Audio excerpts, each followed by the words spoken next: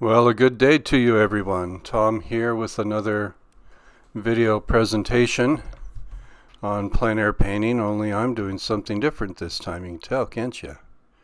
Yeah, this is an oil painting. So I decided I better make good on my threat and do an oil painting on plein air for you to see. I forgot to take a photograph of the scene that I was at painting, so in a second here you'll see a late afternoon photograph of it. It's not the kind of lighting that I'll be painting it in, but you get an idea of what it is. This is in Skull Valley. This is Lone Rock, and so we'll be having some fun with it today. Going to be doing this a bit differently, so this will be basically a monochromatic study all the way through. And then you'll see on my other channel, my Tom Howard channel, video painting it with the local color. So right now I'm just working with one color.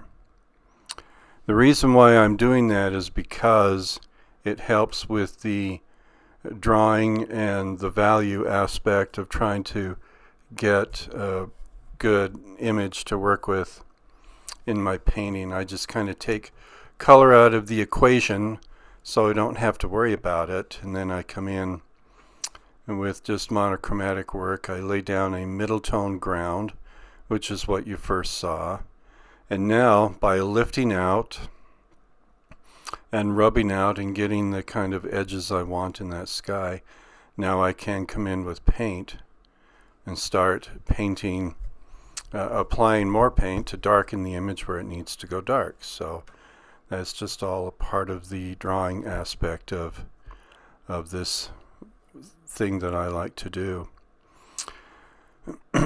In certain respects, my charcoals can kind of come together in that way as well. So there's kind of a link up in terms of just method or approach that kind of exists between oil painting and charcoal painting for me. So as you're watching this, I'm just paying very close attention to where the darks go, where the lights go. I'm basically giving this a treatment with about 3 different values: dark, medium, and then light, or the white of the panel. So that is what you're seeing. So with a clean brush with a little bit of turpentine on it, or odorless mineral spirits is what I use, I'm lifting out where I need it to go lighter. So it's a matter of basically kind of pushing paint around, if you will. It's just kind of manipulating and controlling what I lay down there to help it feel like the scene that I am painting from.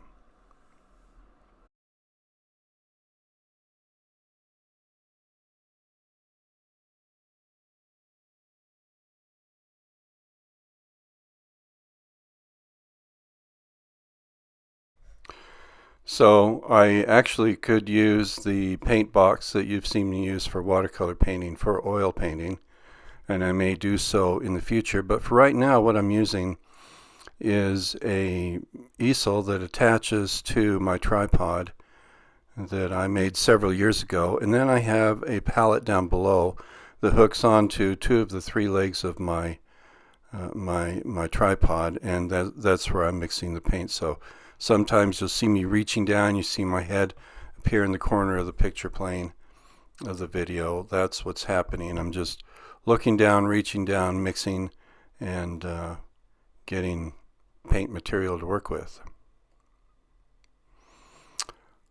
Okay, well, I think I'm going to turn you over to the music now, so enjoy the rest of it, and I'll see you on the other side.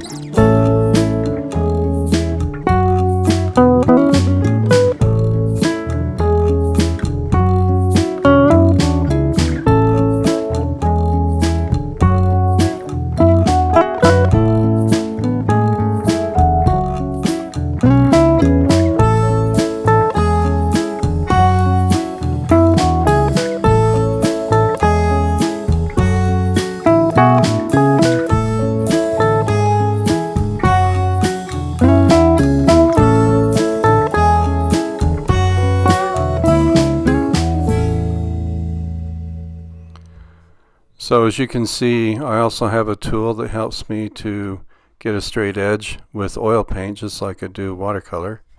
So whatever tools you use, let them be effective for you in accomplishing what you want to do with your work. So I actually have I actually have one that is 4 feet long, a straight edge like that. I made it out of wood. So whatever tool helps you to get the job done, that's what matters. As I'm laying in the paint here now, I'm lifting out as well as putting in some scumbles of darker tones, very underloaded a brush there as I'm applying it to the surface, and just creating the textures of the sagebrush that was growing there, and some of the still yellow dead grasses. This is mid-March, and so we're still waiting for the greens of spring to really start kicking in. It's been a dry winter here in the west, here in Utah. It's been a very dry winter, and we're sure hoping for some more rains and snows to come in the springtime so that we can get our water year up and going. So even in areas like that in the sky where I already had some color lifted out, I decided to try and lift out a little bit more. The thing is that may or may not remain in the final painting. That just remains to be seen. You know, I put it in there. It's a thought I had, so I just put it in, and we'll see what happens with it.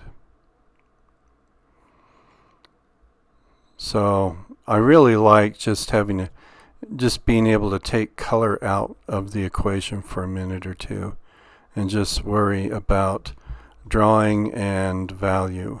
Of course, value is very much a part of drawing, but I like just taking that out of it so that I can just concentrate on the drawing aspect of it. I feel like it's a more successful piece that way, and with oil paint being so flexible for you on a paint surface like that I really like doing that.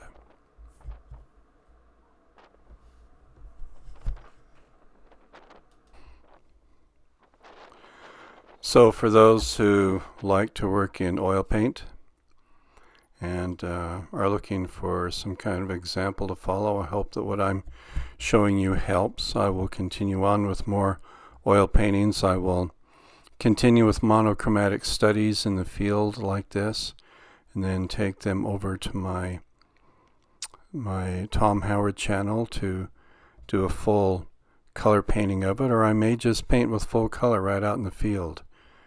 And so you'll see many different approaches, and I hope that they all serve to help you see what you might be able to do in the development of your own work.